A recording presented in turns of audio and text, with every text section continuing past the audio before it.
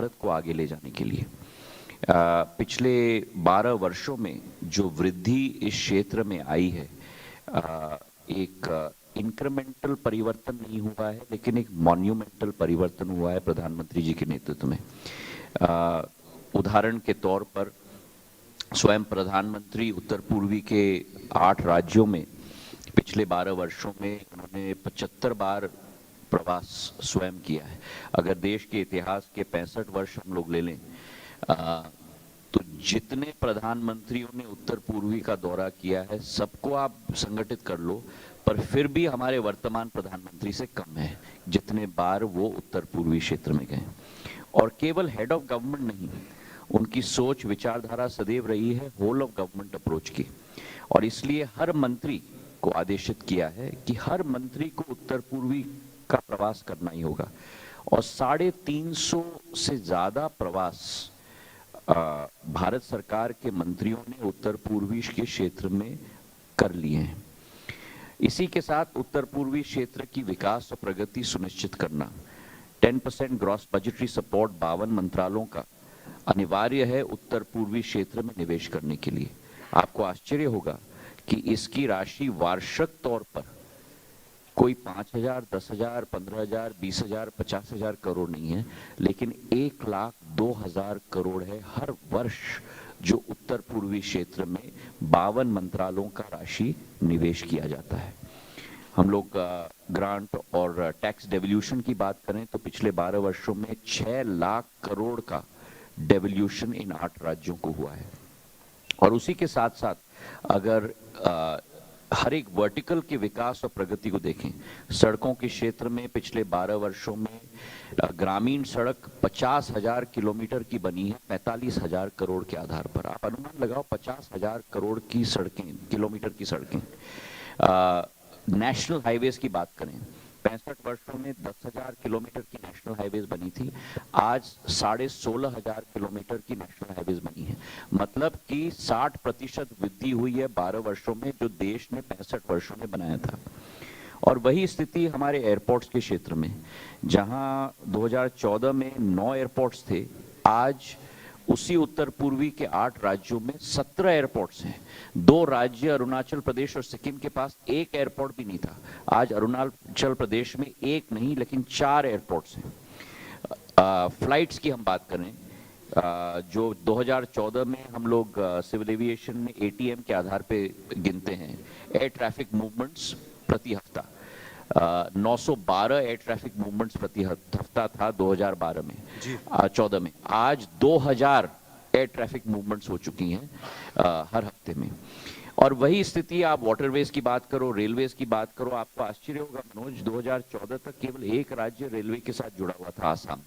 आज 6 राज्य रेलवे के साथ जुड़े हैं और 2 राज्य जो बाकी हैं वो 2027 के अंत तक वो भी जुड़ जाएंगे, तो पूरा रेल नेटवर्क भी उत्तर पूर्वी क्षेत्र में लग पाएगा। वाकई ये अभी पिछले वर्ष इसी वर्ष मई में मैंने एक नॉर्थ ईस्ट इन्वेस्टमेंट समिट आयोजित किया था सभी मुख्यमंत्रियों के साथ। पहली बार देश में एक नॉर्थ ईस्ट के लिए इन्वेस्टमेंट समिट आयोजित किया गया है। नॉर्मली एक राज्य का इन्वेस्टमेंट समिट होता है और 2-2 मुख्यमंत्रियों को लेकर 9 जगह हमने देश के अंदर रोड शो किए, हर एक जगह में अलग अलग 2-2 मुख्यमंत्रियों को लेकर। 4,48,000 करोड़ के निवेश की राशि इन 8 राज्यों के लिए आई है।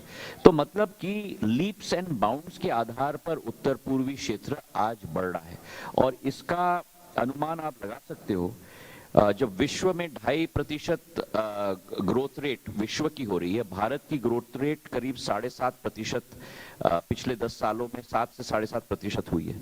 पर उत्तर पूर्वी का ग्रोथ रेट आप अनुमान लगाओ, 10 ईयर का एवरेज, मैं 1 साल की बात नहीं कर रहा हूं, 10 ईयर का average, 10 year decadal CAGR, compounded annual growth rate, एक राज्य का नहीं, 2 का नहीं, 8 राज्य का 11 से 13%। तो उत्तर पूर्वी भारत की ग्रोथ रेट से डबल से आगे बढ़ रही है। तो प्रधानमंत्री जो कहते थे ना कि ग्रोथ इंजन ऑफ इंडिया, आज वाकई में उत्तर पूर्वी क्षेत्र वो बन चुका है।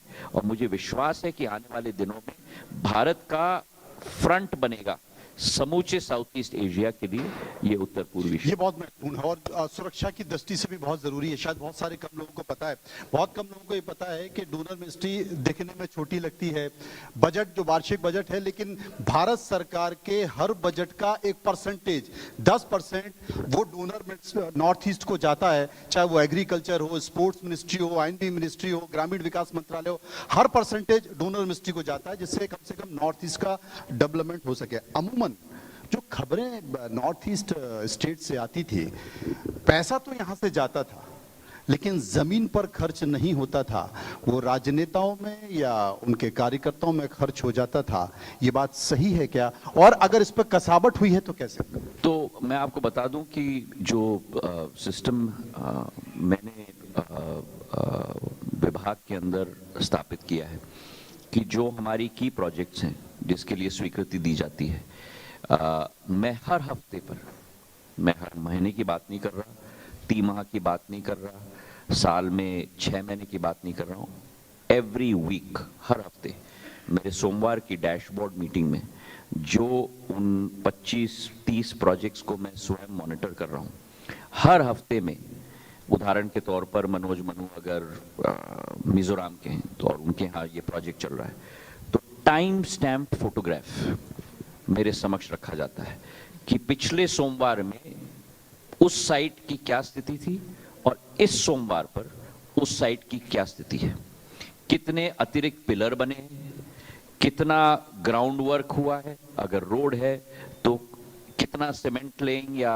टार लेइंग हुआ है, और एक पर्ट चार्ट फिजिकल प्रोग्रेस का और एक पर्ट चार्ट फाइनेंशियल प्रोग्रेस का हर हफ्ते के अनुसार मैं स्वयं मॉनिटर कर रहा हूं। और कई योजनाएं बड़ी तीव्र गति से आगे बढ़ रही हैं। जो हम लोगों का पर्ट चार्ट है उसके ऊपर लाइन चल रही है कंप्लीशन की। कुछ प्रोजेक्ट्स हैं जहां कम कार्य हो रहा है, और जहां कम कार्य हो रहा है वहां उस राज्य के चीफ सेक्रेटरी या उस राज्य के मुख्यमंत्री के साथ मैं स्वयं वार्तालाप करता हूं एक एक प्रोजेक्ट पर। तो गुणवत्ता 100% न 200% हो, उसका संपूर्ण कमिटमेंट मैं लेके चलता हूं मंत्रालय के अंदर हर योजना के लिए। अब बात करते हैं कि आखिर क्या बात है कि नरेंद्र मोदी लगातार चुनाव जीतते जा रहे हैं, उनकी उपस्थिति बढ़ती जा रही है। आपने पिछली सरकार यूपीए सरकार में भी काम किया, बतौर ऊर्जा मंत्री काम किया, संचार मंत्री, राज्य मंत्री थे। इस सरकार में भी आप देश के प्रधानमंत्री नरेंद्र मोदी के साथ काम कर रहे हैं। दोनों प्रधानमंत्री की वर्किंग स्थिति, दोनों सरकारों की जो कार्यप्रणाली है, उसमें क्या अंतर है? अब ये प्रश्न आपने मुझसे पिछले साल भी पूछा था जी, उसके पहले वाले साल में भी पूछा था, हो सकता है कुछ नया अनुभव, तीसरे साल में भी पूछा था, हो सकता है अब कुछ मेरे अतीत को अतीत रहने दो। प्रधानमंत्री नरेंद्र मोदी जी भारत के तिरंगे को लेकर विश्व पटल पर गाड़ के रखने वाले हैं। इसका पूरा विश्वास देश के 140 करोड़ नागरिकों को नहीं, पूरे विश्व के नागरिकों को है। मैं ये सवाल इसलिए पूछ रहा हूं, कमिटमेंट एक एक योजना की घोषणा नहीं, उनका कमिटमेंट एक एक योजना के क्रियान्वयन पे है। और जहां मैक्रो की बात सोचते हैं, उदाहरण के तौर पर न्यूक्लियर एनर्जी की हम बात करें, स्पेस की बात करें, कोई हम लोग साधारण नागरिक होने के नाते, मंत्री होने के नाते नहीं, मैं कभी सपना देख सकता था कि भारत का तिरंगा भारत के अंदर नहीं, विश्व के अंदर नहीं, लेकिन चांद पे हम लोग गाड़ के रखेंगे। साउथ पोल पर पहला देश पूरे विश्व में जहां गाड़ा है झंडा, वो भारत ने गाड़ा है। चंद्रयान के आधार पर, आदित्य L1 के आधार पर जो सूर्य की ऑर्बिट पे चल रहा है। तो उनका जहां मैक्रो सोच है वहां माइक्रो सोच भी है। उज्ज्वला योजना, हमारी क्षेत्र में आयुष्मान भारत योजना, हम लोग कल्पना कर सकते थे कि 36 करोड़ भारतीयों को 36 करोड़ 5 लाख प्रति साल का हेल्थ कवरेज दिया जाएगा भारत सरकार के द्वारा। 36 करोड़ मतलब क्या? अमेरिका से ज्यादा आबादी, यूरोप की 80% आबादी। यह संभव हुआ है, और डीबीटी के आधार पर अगर मनोज मनु बीमार हैं तो मनोज मनु को ही राशि मिलेगी। ये नहीं कि कोई चोर के मनोज मनु के नाम पे राशि ले जाए, जो पुराने जमाने में कहते थे कि जब 1 रुपए भेजा जाता है तो केवल 5 पैसे मिलते हैं, बाकी 95 पैसे। तो शायद यही कारण है कि कांग्रेस के हर मंच पर, हर कार्यक्रम पर एक पीड़ा निकल कर आती है कांग्रेस नेताओं की कि मोदी तेरी कब्र खुदेगी, आज नहीं तो मनोज कल जी, खुदेगी। मैं आपको ये बताऊं बयान क्या है? मैं आपको बताऊं कठिनाई क्या है कांग्रेस के अंदर, विपक्ष के अंदर। कठिनाई ये है कि उनकी मानसिकता और उनकी विचारधारा जनसेवा की नहीं है, भारत की प्रगति की नहीं है, कुर्सी की है। अच्छा, इसकी है किस ये आधार संकट है। पर वो कुर्सी हमें प्राप्त ना हो? क्या हिम्मत किसी की वो कुर्सी हमारे ले गए? ये सत्ता की भूख की लड़ाई है। और एक तरफ हमारे प्रधानमंत्री और भारतीय जनता पार्टी और एनडीए सरकार है जहां एक एक योजना भारत के हर हर नागरिक के लिए और भारत देश को विश्व पटल पर उजागर करने के लिए संकल्पित है, और क्रियान्वयन 100% सैचुरेशन। प्रधानमंत्री जी हमें कैबिनेट में कहा है, मैं अतिरिक्त स्कीम्स अनाउंस करने में मेरी रुचि नहीं है, जो स्कीम्स अनाउंस हुई हैं उसका 100% सैचुरेशन हमको सुनिश्चित करना है देश के अंदर। सिंधिया जी, राजनीति में भाषा की एक मर्यादा होनी चाहिए। अभी कांग्रेस का इतना बड़ा सम्मेलन होता है, उसमें एक कार्यकर्ता कहता है कि मोदी तेरी कब्र खुदेगी, आज नहीं तो कल खुदेगी। क्या इस तरह की भाषा राजनीति में किसी के लिए भी, किसी भी नेता के लिए, किसी भी पार्टी के लिए होनी चाहिए? देखिए, राजनीति के रास्ते में प्रजातंत्र का मंदिर Lok Sabha, house of elders, Rajya Sabha देश के लिए एक मानक है। उस हाउस को देखकर देश की जनता प्रेरणा लेती है, हर एक नागरिक प्रेरणा लेता है। हमारा व्यवहार, हमारा आचरण उसे मद्देनजर रखते हुए होना चाहिए। अगर इन शब्दों का हम लोग प्रयोग करेंगे, ऐसी भावना हम लोग रखेंगे, तो देश में क्या भावना हम लोग पैदा कर रहे हैं? मेरी आजी अम्मा को 40 साल हुए जनसेवा में, मेरे पिताजी को 30 साल हुए, मुझे 25 साल होने को आ रहे हैं। आप एक उदाहरण मुझे निकाल दो जहां व्यक्तिगत टिप्पणी या व्यक्तिगत आलोचना या कोई गलत शब्द का प्रयोग इन तीनों पीढ़ियों में से एक ने भी इस्तेमाल किया। एक स्तर होना चाहिए, एक मूल्य होना चाहिए, सिद्धांत होना चाहिए राजनीति में।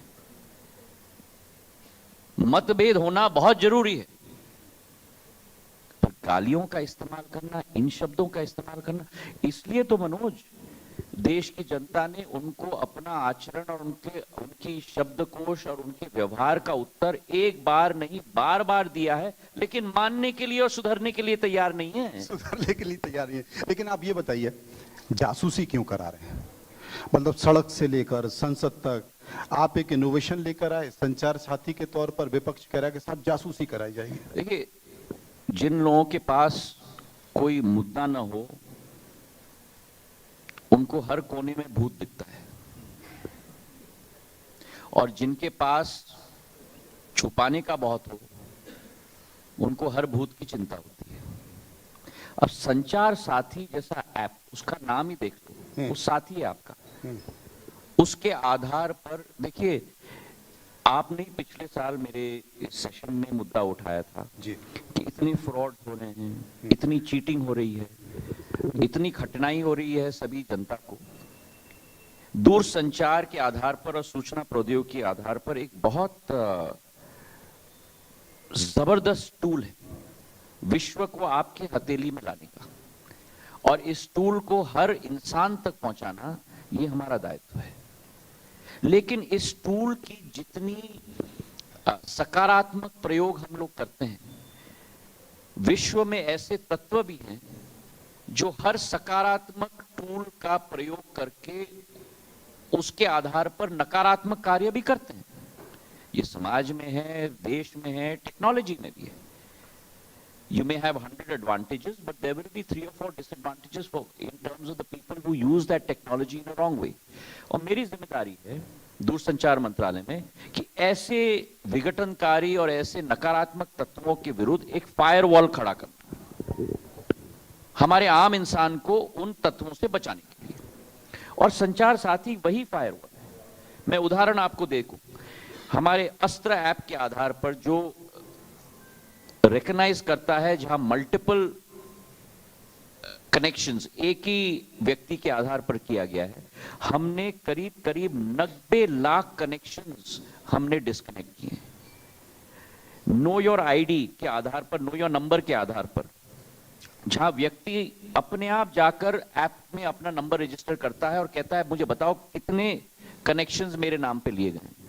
हम जैसे लोगों को नहीं मालूम है कि कितने कनेक्शंस दूसरे लोगों ने हमारे नाम पर लिए हैं जी।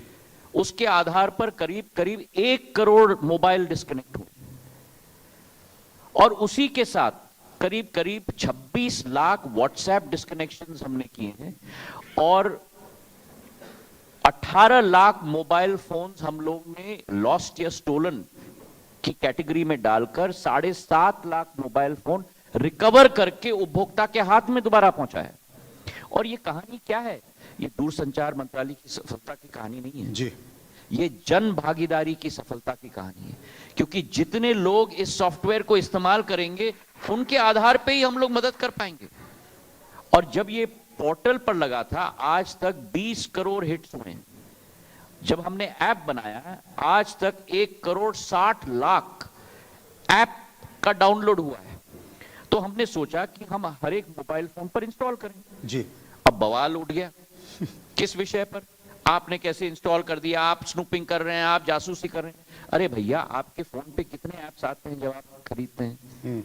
ये आपके ऊपर निर्भर है कि आप उस ऐप को इस्तेमाल करना चाहते हैं कि नहीं। जब तक आप अपना नाम उस ऐप पे रजिस्टर नहीं करोगे तब तक वो ऐप एक्टिवेट नहीं होगा। और अगर आप चाहो कि मेरा मोबाइल बड़ा क्राउडेड है, डिलीट करो, जैसे हर ऐप को आप दबा के डिलीट करते हो वैसे इसको भी डिलीट कर सकते हो। पर मैंने सदन के पटल पे कहा कि अगर लोगों को इतराज है, मेरा कोई लकीर और फकीर की आदत नहीं है, इतराज है, मुझे कोई प्रॉब्लम नहीं है बदलने में। मैंने ऑर्डर निकाला उसको निकालने के लिए। पर इसी बवाल के अंदर मैं आपको बता दूं जी। उस 10 दिन के अंदर हमारे करीब करीब 25 लाख और डाउनलोड हो गए ऐप के। तो विरोध की वजह से ही और डाउनलोड हो गए। Negative publicity. हाँ, तो और लोगों ने डाउनलोड कर दिया उस ऐप को। तो थोड़ा सा और कर दीजिए और बोल दीजिए। अब हमने विड्रॉ कर दिया। तो डाउनलोड के आधार पर अब हम लोग 2 करोड़ तक पहुंच गए हैं। हिट्स के आधार पर 20 करोड़ पहुंच गए हैं। हमारे टोटल 100 करोड़ 110 करोड़ हमारे उपभोक्ता हैं। तो मैंने सोचा था इनऑर्गेनिकली इसको हम लोग इंक्रीज करें। अब ऑर्गेनिक पाथ पे हम लोग चल जी। प्रतिस्पर्धा के इस दौर में चूंकि प्रतिस्पर्धा हो रही है, तमाम सारी टेलीकॉम कंपनियां आ रही हैं, स्टारलिंक भी आ रही है, इस दौर में क्या उपभोक्ताओं का ख्याल रखा जाएगा? उनकी जो कीमत है जो दे रहे हैं और उनके साथ जो उनकी सुविधाएं हैं वो उन्हें मिल रही हैं, क्योंकि नेटवर्क की परेशानी आ रही है तमाम। तो क्या इसके लिए कोई मॉनिटरिंग सिस्टम है? तो मैं आपको बताऊं कि पहले तो ये बता दूं कि भारत का टेलीकॉम नेटवर्क विश्व का सर्वश्रेष्ठ टेलीकॉम नेटवर्क है। और मैं निवेदन करना चाहता हूं, जो लोग विदेश जाते हैं, अमेरिका चले जाओ, यूरोप के किसी कोने में चले जाओ, किसी भी देश में चले जाओ, भारत की नेटवर्क की क्षमता के आधार पर आज विश्व में कोई और नेटवर्क नहीं है। नंबर 1। नंबर 2, भारत की नेटवर्क का दाम 2014 में एक कॉल आपका पर मिनट 50 पैसे का होता था। आज क्या है 12 साल बाद? 0.03 पैसे। मतलब 97% गिरावट हो चुका है कॉस्ट में। 0.03 तो मान लो कि फ्री जैसे ही है। और 1 GB डेटा का कॉस्ट 2014 में 285 रुपए पर जीबी होता था। आज क्या कॉस्ट है? 8 रुपए 50 पैसे पर जीबी। मतलब 94% गिरावट। और अगर विश्व के इंटरनेशनल टेलीकॉम यूनियन ITU उनके डेटा के आधार पर देखो, India is the lowest on the cost matrix across the world. हम लोगों का स्कोर है 1.49। कॉस्ट के आधार पर, मतलब लोअर स्कोर मतलब ज्यादा सस्ता। United states of America 48, Europe के देश 23, 24, रशिया 22, चीन 14, भारत 1.89। मेरा दायित्व है दूरसंचार के मंत्री के रूप में, और अभी मैंने संसद में भी उत्तर दिया कि मैं एक संपूर्ण बुके सर्विसेज का मेरे हर एक उपभोक्ता को मैं देता हूं, चाहे वो वायरलाइन हो, वायरलेस हो, ब्रॉडबैंड हो, ओएफसी हो, सैटकॉम हो, और फिर मेरा उपभोक्ता चुने कि वो कौन सा सर्विस स्वयं लेना चाहता है, और उसी विचारधारा के आधार पर हम लोग ने सैटकॉम को भी इंट्रोड्यूस किया है। एडमिनिस्ट्रेड प्राइसिंग के आधार पर स्पेक्ट्रम दिया जाएगा। अभी 3 लाइसेंस दिए गए हैं, OneWeb को, रिलायंस को और स्टारलिंक को जी। तीनों को सिक्योरिटी क्लियरेंस लेना पड़ेगा। उसके लिए जो स्टेप्स उनको लेना होगा, उसके लिए इनिशियल स्पेक्ट्रम हमने उनको दे दिया है। वो कंप्लायंस होते ही वे अपने सर्विसेज स्टार्ट करेंगे, जब स्पेक्ट्रम की प्राइसिंग TRAI के द्वारा घोषित की जाएगी, और फिर हर सुविधा हर उपभोक्ता को दिया जाएगा। क्या 5G, 4G और 6G का इंटीग्रेशन प्लान है? इसमें इंटीग्रेशन की जरूरत नहीं है, मैं आपको बता दूं। इंडिजनाइजेशन तो 4G का इंडिजनाइजेशन ऑलरेडी हो चुका है, और ये एक प्रधानमंत्री जी का एक संकल्प था कि हम लोग विश्व से हम लोग सदैव टेलीकॉम इक्विपमेंट लेते हैं, हम लोग इंडिया एक सर्विसेज जायंट में बने, इंडिया एक मैन्युफैक्चरिंग जायंट बने, और उसी के तहत उन्होंने 2022 में निर्णय लिया कि 4G टेक्नोलॉजी अगर BSNL क्रियान्वयन करेगी तो हमारे 4G स्टैक के आधार पर करना होगा। और आज आपके द्वारा मुझे खुशी है सूचना हमारे उपभोक्ताओं को देते हुए कि जिस विश्व में केवल 4 देशों के पास टेलीकॉम टेक्नोलॉजी की क्षमता थी, उस 4 के क्लब में भारत ने प्रवेश कर लिया है, अपना 4G डोमेस्टिक बिग स्टैक बनाकर, जिसे क्रियान्वयन BSNL ने 1 लाख टावर्स के आधार पर 23 सितंबर 2025 को प्रधानमंत्री जी ने उसका लोकार्पण किया, और अब भारत अपना 4G स्टैक के आधार पर आगे बढ़ रहा है। 4G की टेक्नोलॉजी को संपूर्ण रूप से समूचे देश में क्रियान्वयन करने के बाद बहुत कम समय लगेगा उसको 4G से 5G में परिवर्तित करने के लिए, क्योंकि कोर वही इस्तेमाल किया जाएगा। RAN जो रेडियो एक्सेस नेटवर्क है, उसमें केवल एक और BTS लगाने की जरूरत है, बेस ट्रांस रिसीवर स्टेशन, और 5G की सर्विस भी डोमेस्टिक टेक्नोलॉजी के आधार पर हम लोग दे पाएंगे। डेटा की चिंता है तो क्या डेटा की चिंता? मैंने सदैव कहा है कि India walked behind the world on 4G, walked with the world on 5G, but we will lead the world on 6G। हमारा संकल्प है भारत 6G अलायंस के आधार पर, जिसमें 80 मेंबर्स हैं, एकेडेमिया से, IIT से, TSP से, स्टार्टअप से, एंटरप्रेन्योर से, कि we will contribute minimum 10% of patents to the 6G framework, which will be established in the world by ITU and 3GPP by the end of 2027. We are working on that. Every 3 months, I personally am taking a review of Bharat 6G Alliance, which is working across 7 verticals, and India will lead the world on 6G. Data की चिंता है तो क्या Starlink का जो data है वो भारत में रहेगा या फिर बाहर चला डोमेस्टिक जाएगा? गेटवे कोई भी सैटकॉम कंपनी, क्यों स्टारलिंक क्यों, कोई भी सैटकॉम कंपनी, चाहे वो स्टारलिंक हो, OneWeb हो, रिलायंस हो, क्यूपर ने भी लाइसेंस के लिए अप्लाई किया है, हर एक सैटकॉम कंपनी को अपना इंटरनेशनल गेटवे भारत में ही लगाना पड़ेगा। ये बहुत अच्छी चीज है। आप उपहार बहुत बांट रहे हैं। अभी हाल ही में आपने एक युवा है आपकी कॉन्स्टिट्यूंसी में, उसको ट्रैक्टर दिया। मैं अपने ग्वालियर चंबल में गया था जब हमारे क्षेत्र में इस वर्षा ऋतु में बहुत बाढ़ आई थी, और उस बाढ़ में जब गांव में एक एक जन की जिंदगी खतरे में थी, रात के 12 बजे से सुबह 4 बजे तक इस युवा ने अपने स्वयं के ट्रैक्टर और ट्रॉली से एक एक गांव के वासी की जान बचाने का कार्य किया, और उसके दरमियान उसकी ट्रैक्टर ही पूरी तरह से फूक गई। तो जब सुबह मैं गांव में पहुंचा और ये कहानी गांव की जनता के द्वारा बताई गई, और 22 साल का लड़का था, 2 बीघा की खेती थी, मेरा दायित्व तो बनना चाहिए कि ऐसे हमारे नवरत्नों को नवाजा जाए, उनका उत्साहवर्धन किया जाए। और उसी समय मैंने निर्णय लिया कि 24 घंटे के अंदर उसके लिए नया ट्रैक्टर लेके मैं दूंगा, और अगले दिन सुबह मैं वापस उस गांव में गया नए ट्रैक्टर के साथ उस नौजवान को का उत्साहवर्धन करने के लिए। एक अंतिम सवाल पूछ लेता हूं।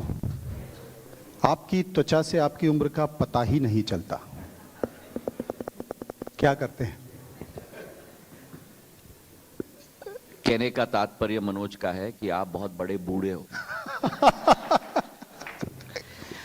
और समय का प्रक्रिया की एक प्रकृति का एक विधान भी है, पर कोशिश रहती है कि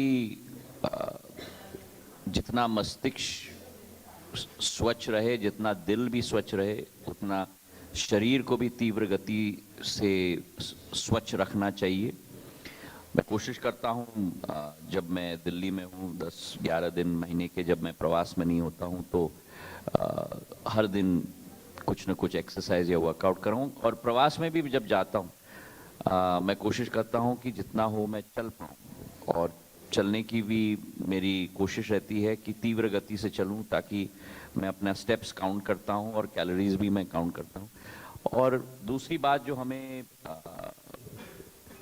वर्तमान के युग में ख्याल रखना है, क्योंकि हमारे पूर्वज जो होते थे, हर व्यक्ति के, उनकी फिजिकल एक्सर्शन दिन में बहुत होती थी, चाहे खेती के क्षेत्र में हो, चाहे रणभूमि में हो। हम लोग इस युग में हम लोग डेस्क वाले बहुत हो चुके हैं, तो उस तारतम्य में हमारी कोशिश होनी चाहिए कि इनटेक भी है, जो हम मुंह में डालते हैं, उसका भी हम लोग मॉनिटर करें, क्योंकि इस शरीर को 1800 कैलोरीज की ज़्यादा ज़रूरत नहीं है। मुझे किसी ने बताया कि आप गर्मी में भी एसी का इस्तेमाल नहीं करते, गाड़ी में भी एसी नहीं चलाते। मेरी ग्वालियर चंबल संभाग की चमड़ी है, और जितना धूप में ये पकती है उतना ज़्यादा निखार आता है। नहीं, मेरी कौन सी युगांडा की है? मेरी भी तो वही की है। लेकिन दिल्ली की जो हवा है उससे तकलीफ होती है, कितना स्वास्थ्य का ख्याल रखने के बावजूद भी, खाने का खराब होने के बावजूद भी। जरूर, और हमें ध्यान जरूर रखना चाहिए, क्योंकि अंत में हम ये भी मैं आपको कहना चाहता हूँ कि मैंने कुछ बुरे अनुभवों से भी सीखा है कि कभी कभी हम लोग अपनी स्वास्थ्य की, जो लोग स्वास्थ्य की बहुत चिंता करते हैं, हम लोग हार्ट की बहुत चिंता करते हैं जी। पर सबसे नाजुक ऑर्गन जो हमारे शरीर में है, एक तो है हमारे आंतड़े और दूसरे हैं हमारे फेफड़े। दोनों का भी हम लोगों को बहुत ध्यान रखना चाहिए, इसलिए जो हम लोग खान पान करें उसका भी हम लोगों को ध्यान करना चाहिए। और वर्तमान की ज़िंदगी में जो टेंशन हर एक व्यक्ति की ज़िंदगी में है, इसलिए अपनी हेल्थ और अपनी स्वास्थ्य की भी चिंता हम लोगों को सदैव रखना चाहिए। आपने हमें समय दिया, तालियों के गड़गड़ाहट के साथ आपका स्वागत करेंगे और बहुत बहुत शुक्रिया करेंगे ITV परिवार की ओर से। बहुत शुक्रिया sir, thank you so much, इतना वक्त आपने दिया। और देखिए इसीलिए ये मंच इतना ज़्यादा ज़रूरी हो जाता है। मैं चाहती हूँ सर बस आप कुछ सेकंड्स के लिए यहाँ पर रुकें और कार्तिकेय सर भी आकर ज्वाइन कर लें। Thank you so much sir, thank you. और देखिए इसीलिए ये मंच इतना ज़्यादा ज़रूरी हो जाता है, क्योंकि यहाँ पर सत्ता पक्ष से हर वो सवाल होते हैं जिसके जवाब कहीं ना कहीं आप चाहते हैं कि वो जवाब आपको मिले, और वो हर जवाब यहाँ पर आपको इसी मंच पर मिलेगा। इसलिए लगातार आप रहिए, और मैं चाहती हूँ कि ऑडियंस लगातार थोड़ा ताली वाली बजाते रहिए। जिस बात पर हंसी आए आप हंसिए, आप बिल्कुल खुलकर अपने जो एक्सप्रेशंस हैं उससे आप जाहिर कर सकते हैं। ये मंच आप ही